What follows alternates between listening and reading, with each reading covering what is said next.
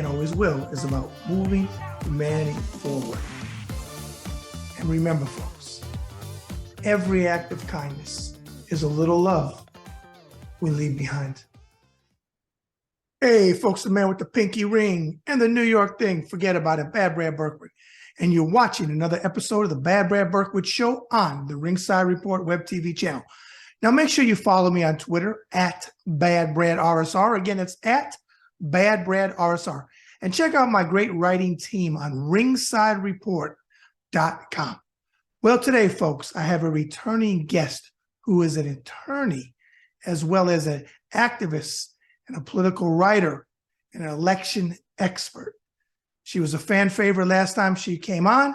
So today we're going to talk about midterm election stuff and other hot topics of the day. So without further ado, please welcome to my show, the one and only Jennifer Cohn. Forget about it. All right. Well, good morning. Yeah, good morning to you and welcome back. Jennifer, how you doing? I'm good. How are you doing? I'm doing well. What I want to do is we have some hot topics to jump into, and you're the one to talk about this stuff that a lot of people want to hear. You have a great mind. Last show, they enjoyed it. They also enjoyed. I want you to know, I got a lot of comments about the 360 part of the second half of the interview about your movies and all that type of stuff. So you got a great following on Twitter. Hopefully, thank you. You're welcome. Hopefully, Elon doesn't remove us anytime. I know. I put all my eggs in the Twitter basket, so I'm kind of screwed if that happens. I just can't imagine starting over. I know. I feel the same way. It was actually hard work getting my, I know. Getting a platform that people would listen to when you're no one when you're an unknown. I wasn't no one, obviously, but I was completely unknown. So right. I agree. Well, let's just jump right into it. I'm gonna throw some topics out to you and whatever you got to say, and I probably have some questions off of what you say. Good. First one is the NAR, and which stands for the new. Say it again. It's apostolic, so New Apostolic Reformation. Okay, there you go. Jesus, movement. You can go ahead. So you can just call it NAR after that. Right. I just want to say that for the viewers, so they know what that acronym means. It's the military thing, because we have acronyms for everything in the military. In reference to and being central to Elmer Stewart Rhodes' trial, because Rhodes shared a map created by a NAR leader's employee, which directed protesters to breach the Capitol steps. Can you talk to that, please? Yes. So I reported on this for the Bucks County Beacon earlier. I think it was just last month.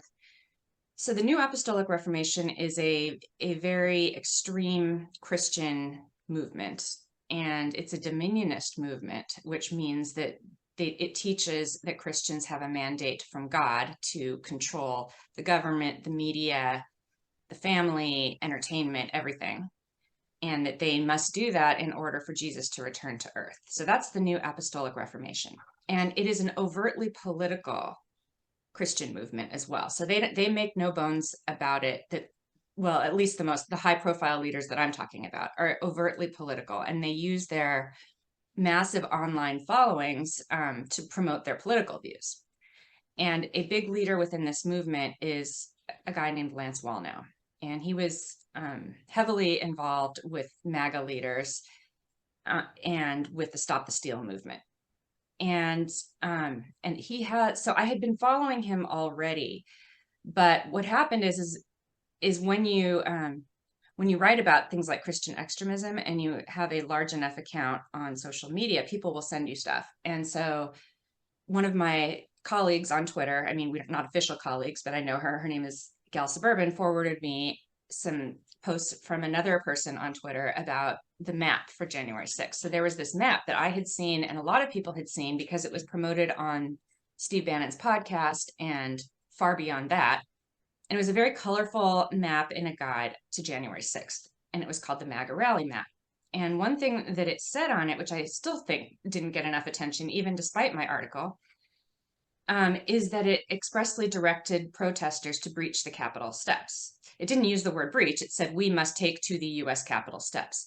Those are off limits, and they have been off limits since 9/11.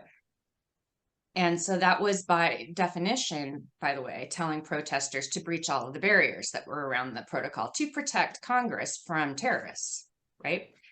So it was an employee of Lance Wallnau. Her name is Mercedes Sparks, made this map. And I found this out because of someone who was able to, he found that he used the URL to the map to trace it to Mercedes Sparks. And then he saw that she worked for Lance Wallnau. And it appeared to be the same people.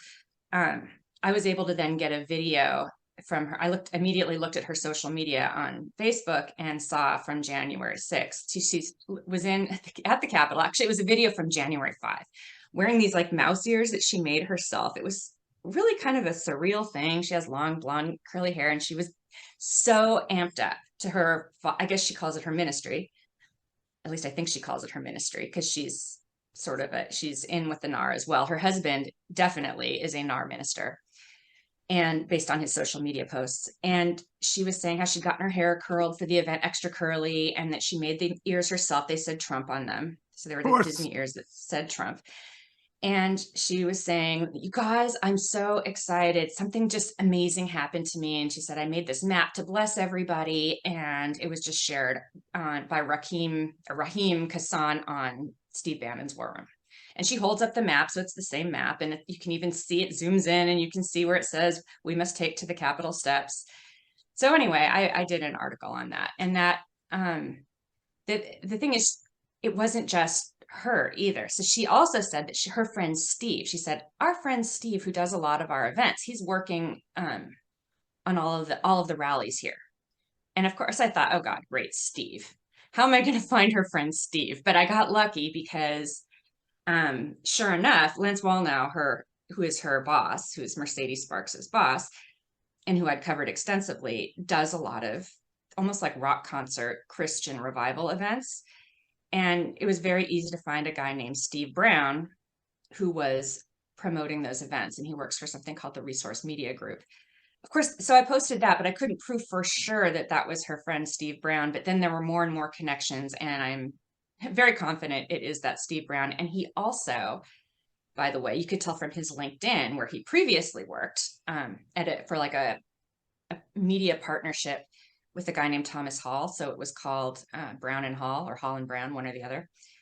And someone else reached out to me and showed that he had gone to the 2015, a private meeting with like the bigwigs of the 2015 World Congress of Families, which is an organization that I'd also written about, that is like the primary nexus between the Christian right and Russia, which had decided to, Putin had decided to, I think strategically, to make himself the global leader of the Christian right starting around 2014. And the World Congress of Families is integral to that. So this guy, Steve Brown, who's friends with Mercedes Sparks, they both work for Lance Wallnau.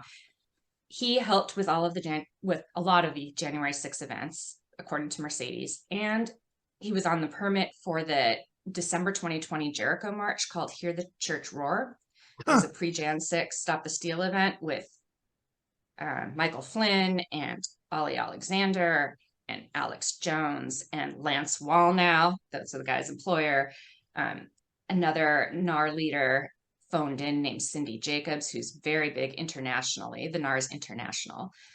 And then you also had Archbishop Vigano, who's very big in sort of the parallel radical Christian, radical Catholic, right? So a lot of the NAR is non-denominational, but a lot of the leaders are evangelical. And they have absolutely, I think, facilitated by Flynn, Stone, and Bannon, formed an alliance with the Catholic right as well. And so you had Vigano, who hates the current Pope because he's not extreme enough, and he's very close with Steve Bannon.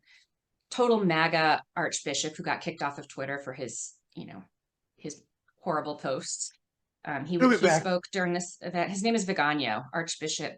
I forget his first name. Carlos Maria Vigano. Elon will bring him back. What's that? Oh, no doubt. Yeah, I have no doubt. And so anyway, that is how the NAR ties into the map for January 6th. And Stuart Rhodes shared that. Right, that's what I was going to ask you. Just circle back around. Yeah, Stuart Rhodes, who's the head of the Oath Keepers, who's been indicted for allegedly allegedly planning in advance, I guess, to storm the Capitol. I think those are what the charges say.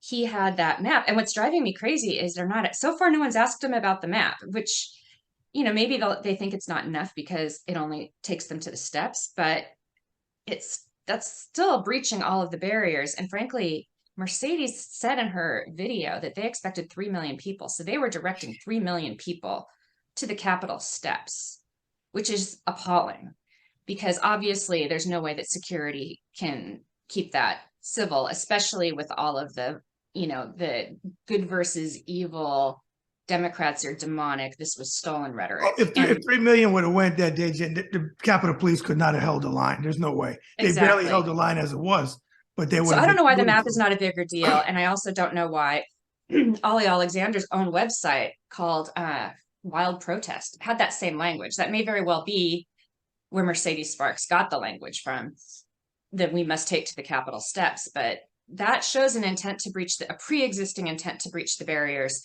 which I believe has been a defense. These people have claimed that they didn't have a pre-existing intent, that this was just sort of an organic thing that happened.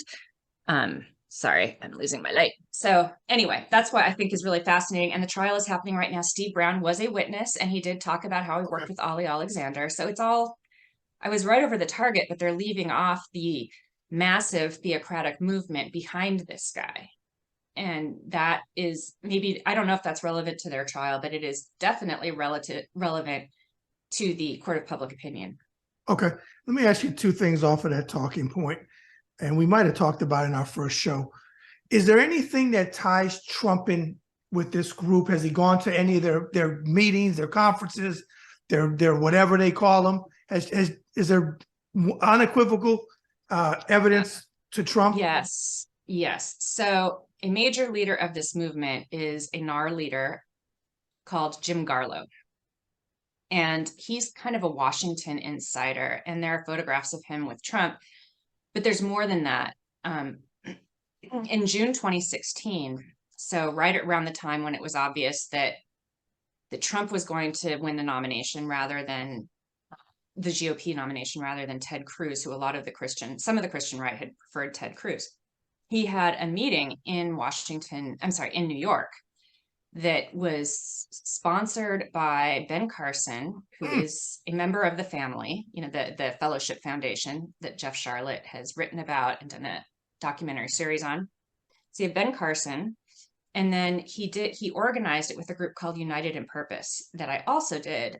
That's my most recent article. Very long, very dense, but it is trying to show, not tell, what happened with this organization. So they're called United in Purpose, and it is very much a NAR affiliated organization. You have Jim Garlow was on the board of one of its affiliates called United in Purpose Education, and he attended that meeting in New York. Okay. 1,000 evangelical leaders attended this meeting in New York, and United in Purpose is absolutely NAR. You can tell, for one thing, the founder, who incidentally is a convicted felon / embezzler, really bad crimes though, like white collar crimes, but bad enough to send him to San Quentin for a number of years. He discovered Jesus supposedly in prison, and he has said in an interview that the purpose of United in Purpose is to something like, he don't know if he used the word scale, but he said to move toward to take control of the 7 mountains of influence. And that is a reference to the seven mountains dominionism, which was popularized by NAR leader Lance Wallnau, which just basically breaks down the concept of dominionism, the concept that Christians have a mandate from God to take dominion over the world. But it breaks it down into 7 different mountains, like the media, the government, the family, and he has 7 of them, but education, those are the most important ones. Okay. And so that, yes, he went to that big meeting, and he went to that big meeting, and he promised them he would repeal the Johnson Amendment, which is the amendment that says that churches can't engage in political speech, which of course they do all the time anyway. And I don't really understand how they get away with that. I haven't studied how they get away with that. You're preaching to the choir on that one. Okay. Yeah. Let's talk Pennsylvania. Doug Mastreon, who I go after on Twitter quite a bit, especially from the military side, because I think he's a treasonous traitor who was at the insurrection, but they still put him up because that's who Trump wanted. Horrible candidate. I actually didn't think he had a chance to win, and he didn't. Thank God, and Josh Shapiro did win. Before I ask you his talking point, did you see when his wife got up and spoke, being 50% European Jew, it was like nails on chalkboard, where she said that they care more about Israel than a lot of Jews do. Did you hear her say that? She actually I went to the heard about podium. it. I Yes. didn't hit click, but I absolutely heard about Yeah. it. And it's just so offensive that Yes. what Trump and a lot of the MAGAs do is, and it's very dangerous, and Jews need to wake the frick up, Yep. is they equate Judaism with Israel. Yep. Like that's our true homeland. And that's a part of a biblical prophecy that these crazy Christian extremists, I don't put all, by the way, there are plenty of Christians who are not Christian extremists, but the ones who are politically influential in the GOP are almost universally off the charts. Yes. Like the flip side of the Taliban type of thing. That's why people, I know that offends some people to make that comparison, but I'm no fan of the Taliban either. So I don't know why that should offend people. They're I don't know what other analogy will helps I absolutely agree with your analogy. to explain it. Yeah. But so they basically, it's very dangerous because the prophecy is that Jews have to return to Israel and it to fulfill the prophecy. And so obviously and that they need to convert also, or they're going to burn in hell. And a lot of these people are close with the I don't know if he was a minister or what, but a religious leader named John Hagee, who extremism researcher Bruce Wilson exposed years ago for having preached. It was a viral video for having preached that Hitler was sent by God to chase Jews to Israel. And it kind of goes on and on. I just listened to it yesterday, in fact, because I'd heard of it, but I had never actually listened to it. And it kind of, John McCain it was during John McCain's presidential run, he had just endorsed John Hagee. That's how influential these people are, because McCain didn't like the religious right. He wasn't in with the Christian right, but he felt he had to in order to win. And Hagee had endorsed him, and then he had to retract his endorsement. So, and it's very NAR adjacent. Sarah Palin, by the way, is also NAR. Oh, and frankly, no doubt. so is Lauren no doubt. Boebert, who is truly, she's the Sarah Palin mini-me. I bet you. Did you notice that she just took the lead a little bit? It's very I did. close. It was too good. It was too good to be true, right? That she would lose. It will be incredibly disappointing if she returns to Congress. At least she got shaken up a little bit. She's freaking well, cocky, but yeah. Jen, you know what too with that, when she said the comment about the Jews, like Trump always likes to say, he doesn't say African American people, black people. He always says, and I don't know if it's on purpose, and it probably is, the blacks. It's like, because it's like subservient. At least he doesn't call them the Africans. Look at that. He's kind of like practically calling us the Israelis. Right. No, but it's always it's like they're less than, when he said the blacks, not black people or African Americans, like they're less than the white people. And I'm sure that's on purpose. The talking point that I want to ask you is, for the viewers, how much of a bullet did we really dodge with Mastreon losing to Josh Shapiro in Pennsylvania? We had a huge bullet, the hugest bullet. That was the key race to watch, other than control of Congress. But that was the race. That was the race that these NAR extremists and their allies, in the Catholic Church, the extremists, not all Catholics. Joe Biden is a Catholic. They hate him.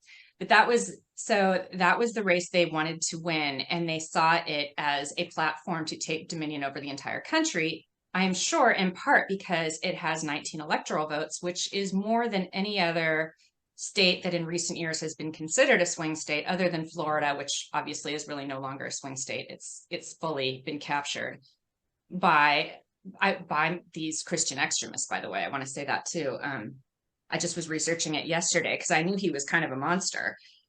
And I figured he had ties to the Christian right, but I didn't realize quite how far gone it was. But yeah, Mastriano, that was the race they wanted. That's why they sent Ben Carson to campaign for him at the end. That was kind of a signal, even though he's not exactly an electrifying speaker. He is a member of the family. He is a leader of the Christian extremist movement. He recruited Mike Lindell, by the way, into the family before the 2016 election, so I think we talked about that before. Yeah, we did. Batshit crazy. And so, and then the flipping of the House. in Pennsylvania, the state house, is huge because that also the NAR has been infiltrating the state legislature in Pennsylvania through a NAR leader named Abby Abledness, who calls herself an apostle. On occasion she does. Sometimes they go secretive about it. But she does the Pennsylvania Prayer Caucus. So religion, good old religion. And they wonder why so many people are atheists or become atheists or agnostic or anti their religion. Right, Oh my gosh, right. the thing that's so arrogant is that they call people who disagree with them demonic, Yeah. and that they are God anointed, no matter how crappy their leaders are. They claim they were anointed by God, so it doesn't matter what they do. It doesn't matter what Trump does. It doesn't matter that Mastriano himself, by the way, spread a viral falsehood about the 2020 election. By definition, they're appointed by God, so they're always right. And the rest of us, unless we get behind their politics, they think are, God decides the political sphere, and the rest of us are demonic or witches or engaged in witchcraft. And, how is that going to turn out if these people seize power? Yeah, I want to add one more point of that before we go to the next talking point with Mastreon, and also the one that I'm going to shut my door because someone's vacuuming in the background. Hang on. Go ahead. My dog is not going to like me shutting the door, but you can come in, Lacey. Oh. My poor dog has a cone of shame on not her fault. She has a hot spot, the poor baby. Anyway. Oh, poor thing. So for the viewers that know that I'm retired military, Mastreon, retired military. You had that creep Baldak that I forget who he lost. Who did he lose to? I don't know who that is. Was the one that lost to Maggie Hassan, senator in New Hampshire. She beat him. Okay. Oh, good. The hypocrisy of them. My point with this is that not everybody in the military is wonderful. They want to give everybody in the military is wonderful because they defend their country. We got a lot of bad seeds in the military too, which is I'm getting attacked by a lot of veterans against Trump here recently, and even worse since Elon took over. They seem to find me even more now than they ever did before. Which whatever. But this guy here, Baldock, lost. But he walks around with a service dog, and I'm not mocking him because of that, but I'm making a point. He has PTSD. So I don't know to what extreme he has PTSD, but he has to have a service dog, which I noticed in the picture. Well, the right wants to attack Fetterman because he had a stroke. Well, if this guy would have won, he's got documented, probably gets a disability check from the VA with the service dog walking around. So what is his mental capacity? But it doesn't matter because, like you just said, with the religion, if you're not with them, then you're demonic. You're the worst of the worst. Tying in with religion, let's go to old Ron DeSantis, and on the 8th day, that commercial that they put out, which is disgusting. So I just found it last night because, like I said, I was trying to figure out I didn't really focus on his race because for one thing, I write for the Beacon, which is Pennsylvania, the Bucks County Beacon. And for another, I hadn't heard that there was any chance to defeat DeSantis. I think it was a foregone race, more or less. So I hadn't really watched that race that carefully.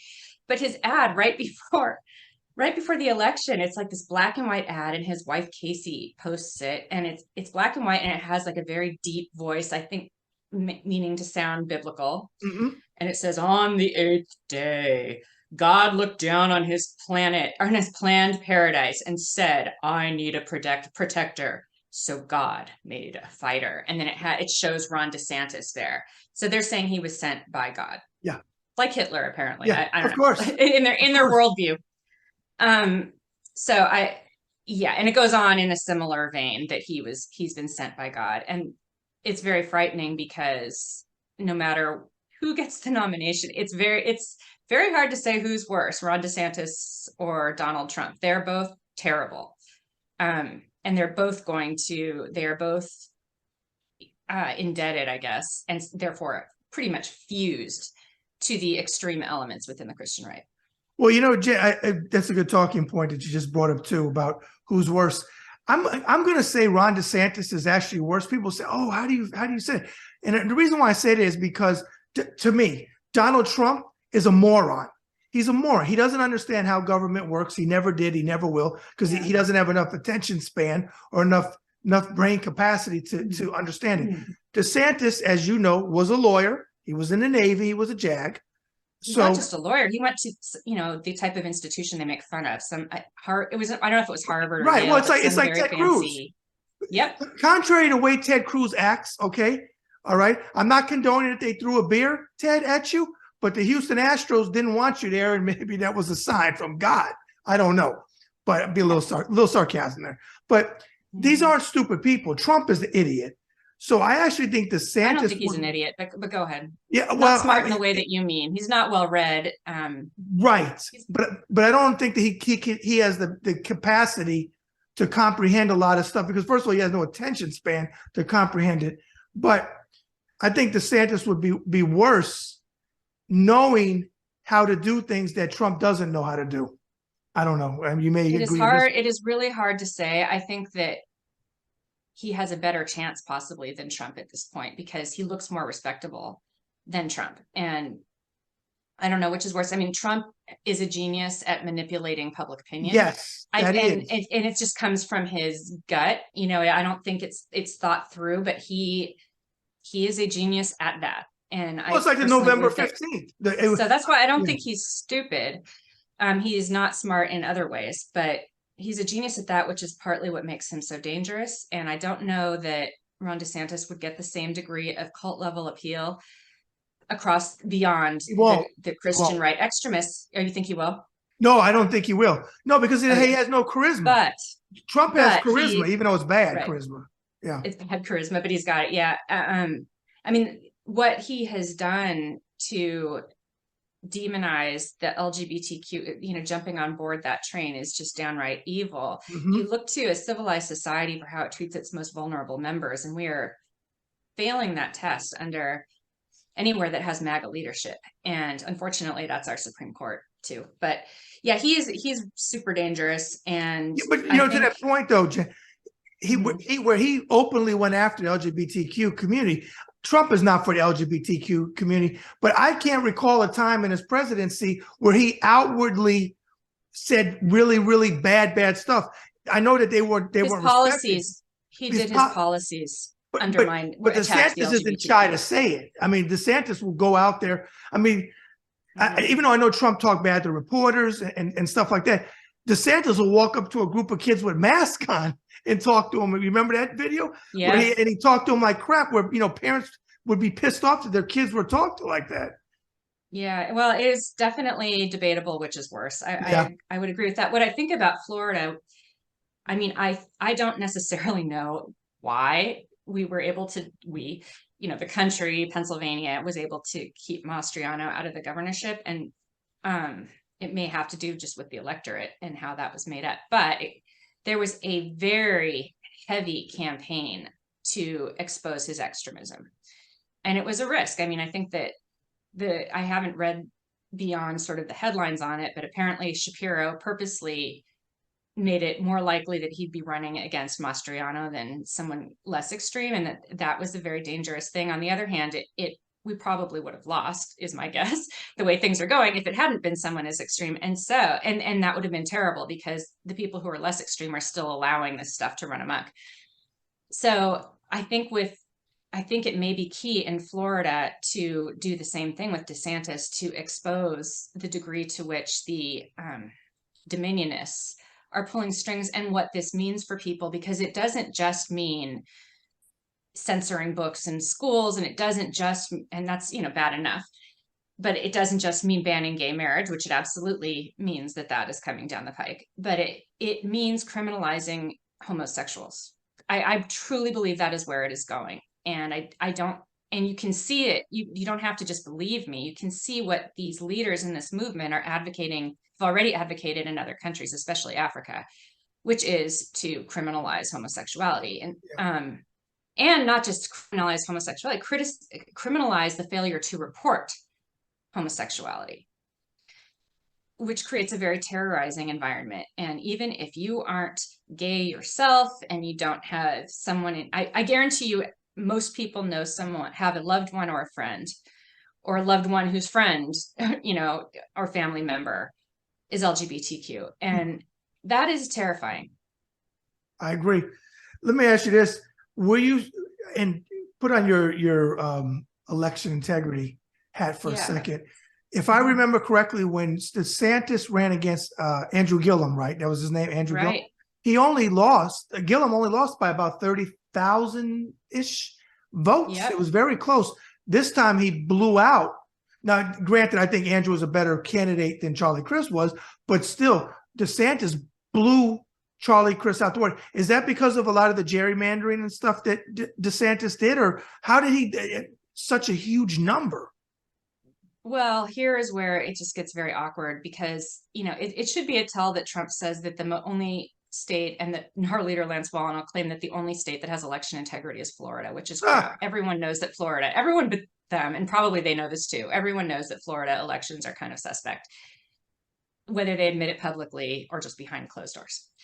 And, you know, that goes back to Bush v. Gore. And sure, they may get their results quickly, but that doesn't mean that those elections aren't suspect. And in fact, specifically, they have fought a lot of the largest counties, including Miami-Dade, which has really flipped to the GOP. And it may very well be legitimate in the sense that they brainwashed a large enough segment. A lot of the Cubans are there. It also could have a boost. Because one thing that election integrity advocates have been fighting for is for election officials to not delete election records that are called digital ballot images. So most of the current scanners, and all of Florida has these, create automatically images of every ballot. And they make it, those are much easier for citizen advocates to obtain to review the results and see if anything seems amiss. And yet Florida has insisted on deleting them, which is a violation of public records laws. This time? And I believe they deleted them this time too. I don't know. It's been in litigation. I'm going to have to check in with my friend who spearheaded the litigation, but the Democratic Party in Florida also is part of it, of the plaintiffs, to try to preserve these images. And almost all of the large counties, including Miami-Dade, have been pushing back against it. So they do not have, I mean, they cannot brag about election integrity. And in fact, Florida, everyone forgets, but in 2018, that Gillum race, that is when Bill Nelson was running against Rick Scott. Yeah. And during the campaign, he sounded the alarm that the Russians were still inside Florida election systems, and everybody made fun of him and said that he was crazy and that he's spreading a conspiracy theory. And then only after he lost and the other guy, Scott, was certified as the winner of the Senate race, did Mueller confirmed it in his report in a footnote, which I think was taking a great risk because I believe this was confidential information that the government hadn't come forward with yet. And then they finally admitted it. And then even DeSantis had to admit it. He did a conference. He admitted that there had been breaches, but he claimed that, you know, no votes were changed. It didn't affect the results, which of course, I don't think they knew. The type of system that appeared to have been, well, it's not really clear what the type of system was, but most likely it was just voter registration systems. It's hard to know. You would never really know whether that affected results or not. And we never really got the names of all of the counties because the way the government was doing it was they were leaving it up to the victims. They didn't consider the public a victim. They considered the vendors and the county election officials the victims. So they would leave it up to them to volunteer or not that they had been breached. And the issue of persistent access, though, that's never been, I think that is true. That's what all the experts were saying at the time, is that once you're in there, you can establish persistent access. And that means that they can lay dormant and then come back. And so that was that election. And, you know, if anybody had a reason to question the integrity of that race, there was also something funky at the post office. I remember during that race, I wrote an article about it, the whole race. And Gillum was predicted to win. Not that that proves anything, but I just noticed it. And so in any event, yes, if anyone had a reason to question the integrity of that race, it was the Democrats. But of course, it was the Republicans. Again, Ollie Alexander, all Roger Stone's crew, because he's the godfather of these ideas, including Proud Boys, did a Stop the Steal campaign to stop the recount. They wanted to stop it. Okay. Last talking point I want to talk about is Georgia. Christian nationalism is alive and well in Georgia, as we both know, as shown by the re-election of Marjorie Taylor Greene. No surprise there. I knew that she was going to blow out flowers. And the NAR rally in July.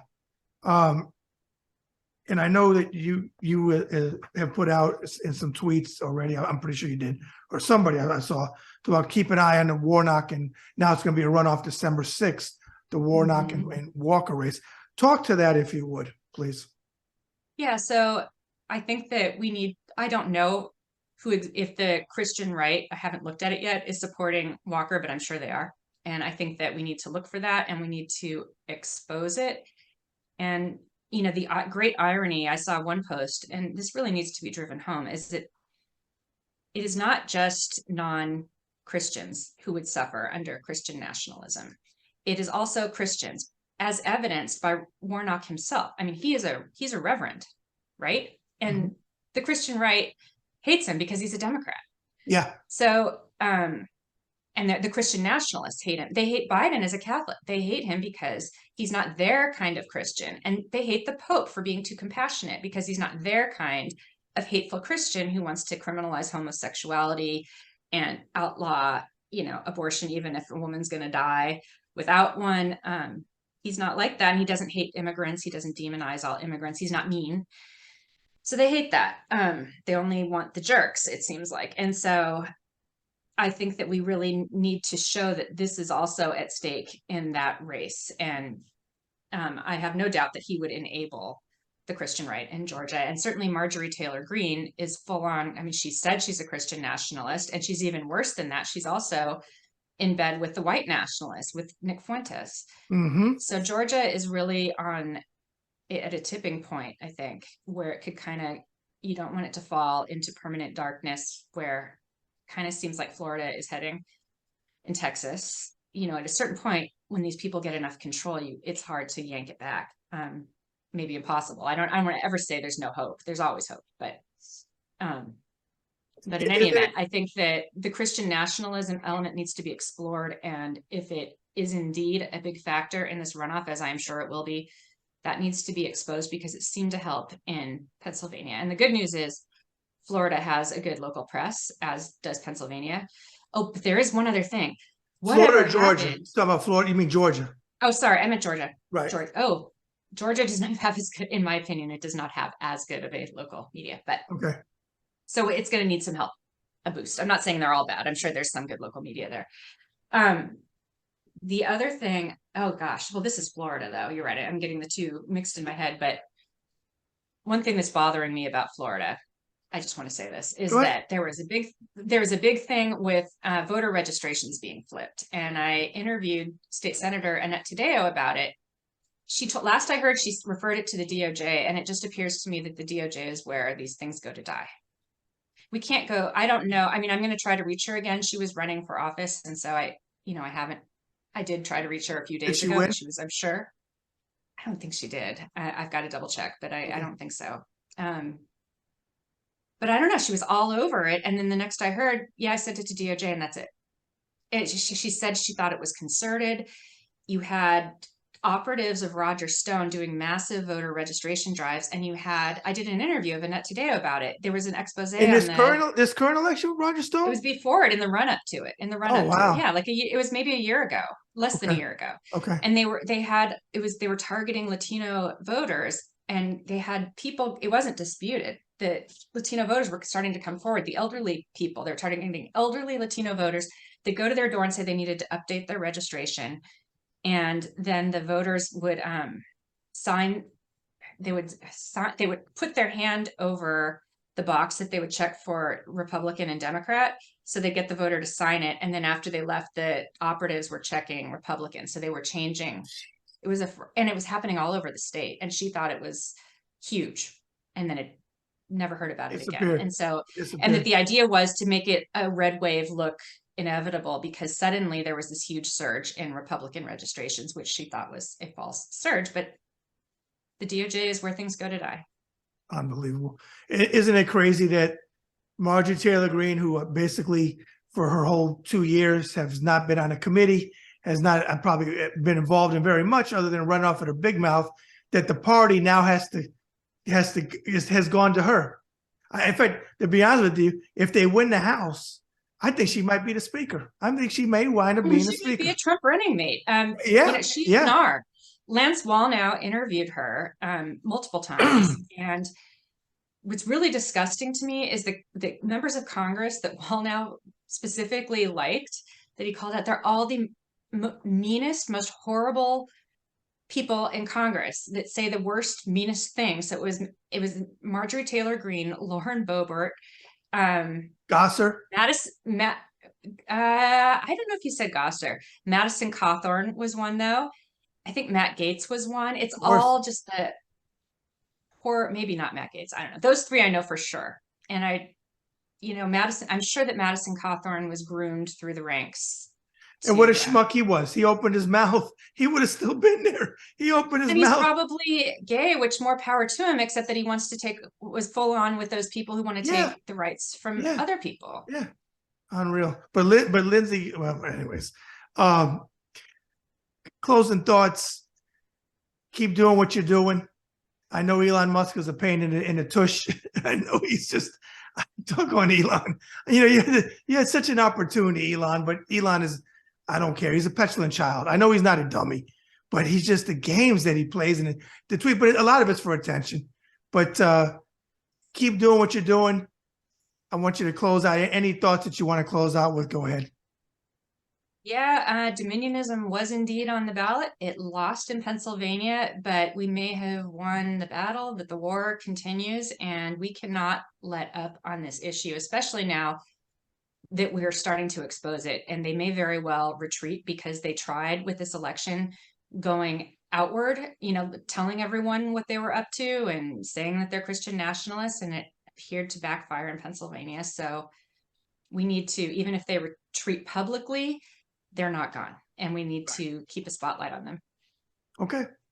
All right. Well, thank you for coming on again. Let's stay in touch. You have some good information, and we'll keep doing these hot topic things. Sounds great. Thank you very much. All right. Take care. Folks, that's another episode of the Bad Brad Berkwitt Show on the Ringside Report web TV channel. Jennifer Cohn, always great to talk to her. We'll be doing future shows. So make sure that you like this video, leave comments. Don't forget to subscribe. And to all my Twitter followers around the world who I greatly appreciate, make sure that you retweet this show so others can hear this great information. And remember, folks, every act of kindness is a little love we leave behind. Bad Brad out. Thank you for watching the Bad Brad Berkwitt Show. Please follow, subscribe, leave comments, forget about it, and move humanity forward.